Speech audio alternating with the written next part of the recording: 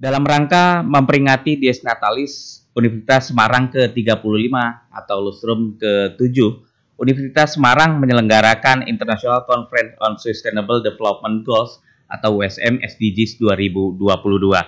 SDGs ini merupakan rencana aksi global yang disepakati oleh para pemimpin dunia, yang mana ini untuk mengakhiri beberapa isu-isu seperti kemiskinan, kesenjangan, termasuk juga melindungi lingkungan.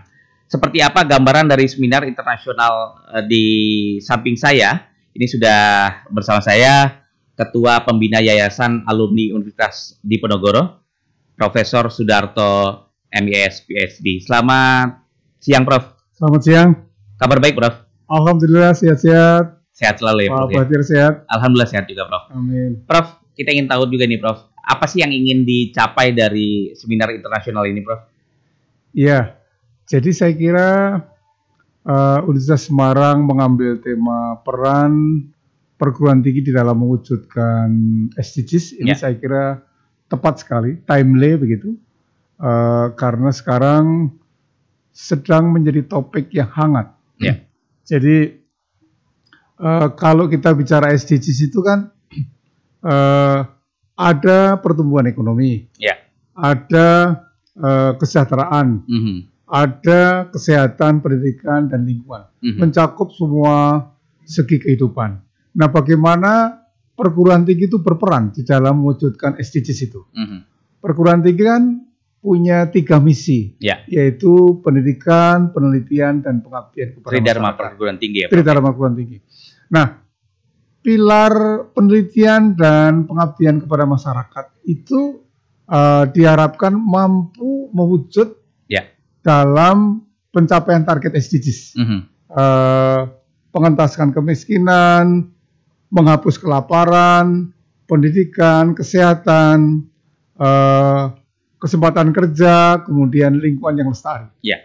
Prof. Darto ini kan pakar lingkungan ya, Kalau boleh dikasih gambaran sedikit, Prof. Seperti apa isu yang katakanlah terkait lingkungan ini untuk SDGs secara global begitu, Prof? Ada beberapa pilar, diantaranya adalah pilar tentang mengurangi emisi, di pilar yang ke-13, saya ingat itu. Itu memang sangat relevan karena sekarang ini kan global warming, pemanasan global dan perubahan iklim itu sudah ada di sekitar kita. Jadi misalnya di kota Semarang tempat kita tinggal saja kita belum lama ini kan mengalami apa yang disebut dengan ROP banjir pasang. Itu satu diantaranya disumbang oleh global warming, oleh perubahan iklim. Jadi sudah ada di sekitar kita, dan saya kira yang merasakan bukan hanya Semarang, Jakarta, Pekalongan, Cirebon, Semarang, Tegal, kemudian ke timur Demak, Rembang, Jepara, dan sebagainya itu, Pati itu mengalami kenaikan pasang naik banjir di sepanjang Pantura.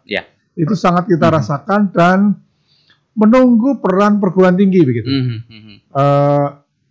Nah, salah satu pilar dari ciri khas perguruan tinggi itu adalah pengabdian kepada masyarakat. Itu tidak ada di negara-negara lain.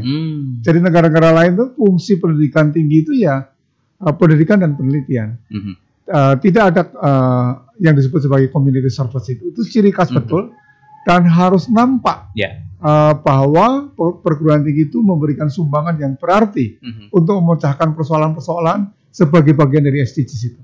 Prof, untuk permasalahan ROP ada permasalahan juga penurunan muka tanah dan sebagainya. Apa yang mungkin sudah dilakukan oleh Universitas Semarang ini, Prof, dalam rangka untuk mengatasi ROP? Di antaranya tadi yang disampaikan bahwa Pantura ini kan dari badan riset yang ada ini bahwa penurunan muka tanahnya semakin cepat begitu, Prof. Betul, memang kalau selama ini kan penanganannya itu lebih bersifat parsial gitu. Artinya menanggulangi fenomenanya. Ada polder, ada pelebaran sungai.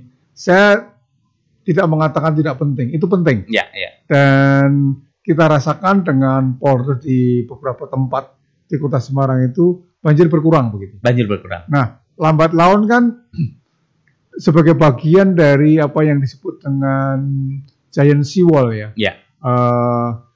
tembok laut raksasa itu untuk mencegah air laut masuk ke daratan itu. Ada juga yang namanya kolam retensi. Kolam retensi itu untuk menampung air dari tengah dan hulu supaya tidak menjadi banjir gitu di muara gitu.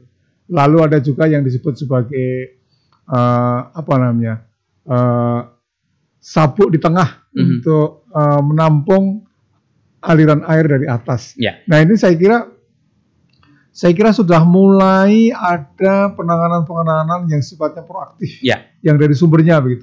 Nah yang harus dilakukan lagi adalah mengendalikan penyebab dari land subsidence itu, yaitu satu adalah pengendalian sumur dalam. Di Pantura Kota Semarang itu kan air bawah tanahnya ya, Bro. Ya, itu kan masih menggantungkan air dari sumur karena cakupan pelayanan PDAM-nya yang masih belum bisa memenuhi. Belum nyantol ke sana. Jadi itu yang harus dikendalikan. Lalu bangunan yang berlebihan. Jadi ciri tanah di Kota Semarang itu aluvial. Jadi masih melakukan konsolidasi terus. Ketika ada beban yang berlebihan dia akan turun.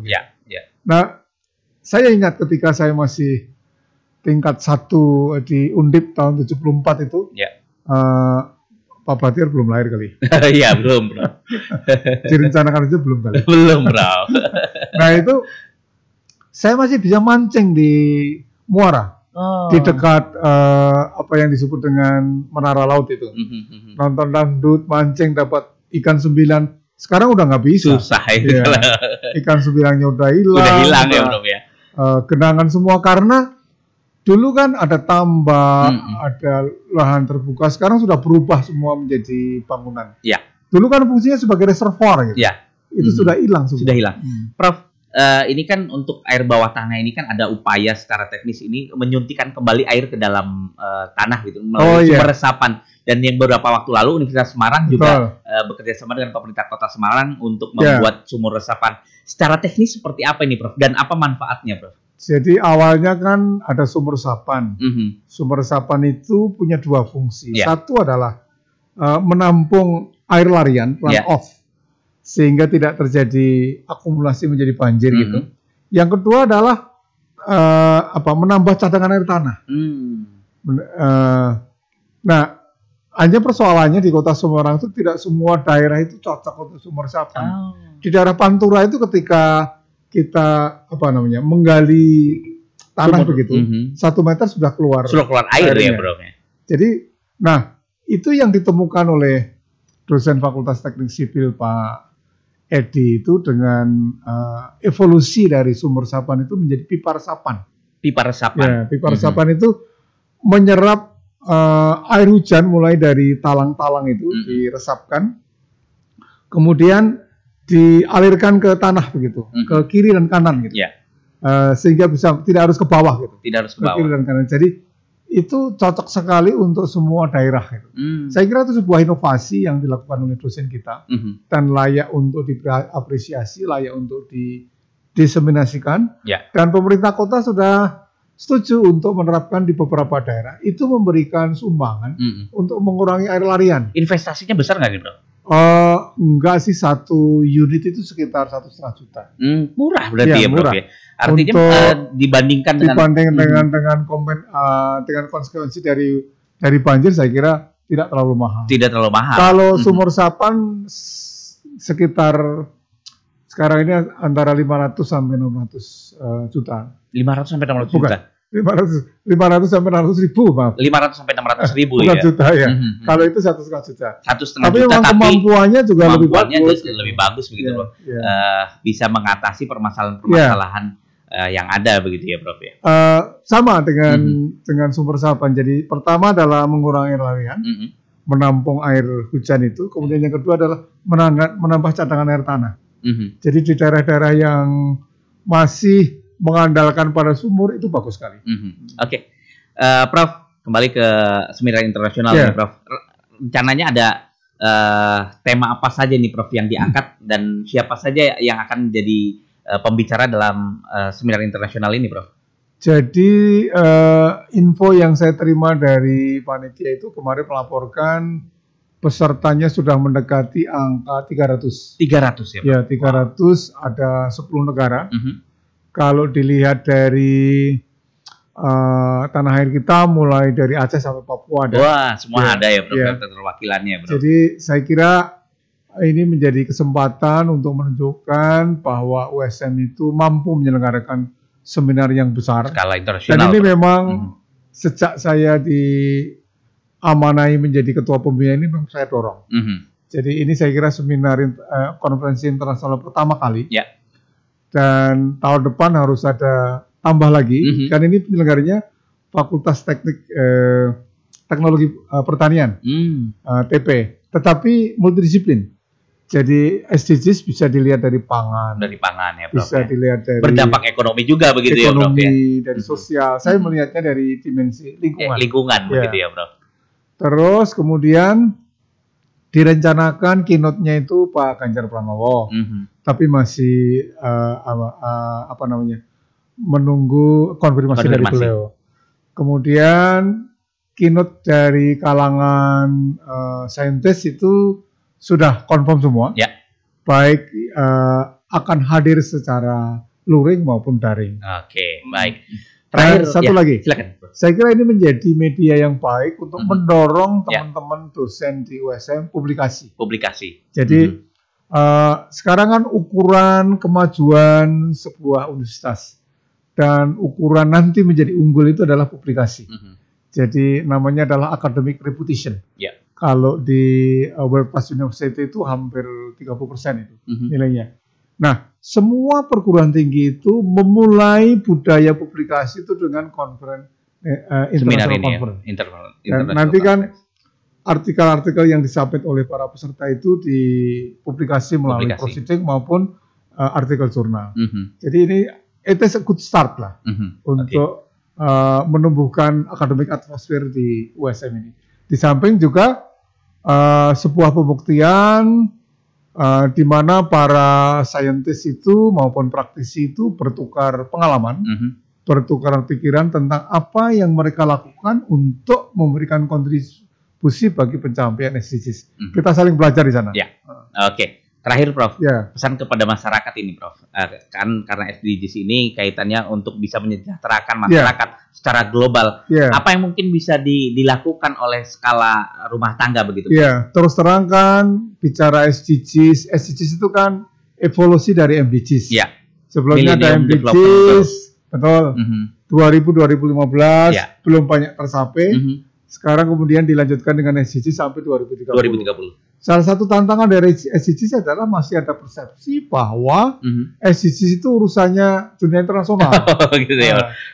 Padahal yang dirasakan betul. Di kalangan Indonesia ini urusannya pemerintah pusat.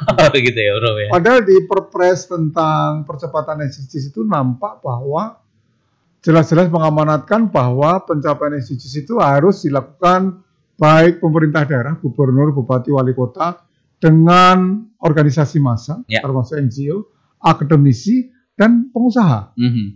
Dan semua diabdikan untuk masyarakat. Jadi 17 pilar itu meliputi semua aspek kehidupan. Jadi mulai dari kelaparan, kemiskinan, kesenjangan, kesehatan, semuanya ada di sana. Jadi setiap yang dilakukan oleh pemerintah, setiap yang dilakukan oleh perguruan tinggi melalui riset itu berkaitan dengan SDGs. Gitu. Jadi saya kira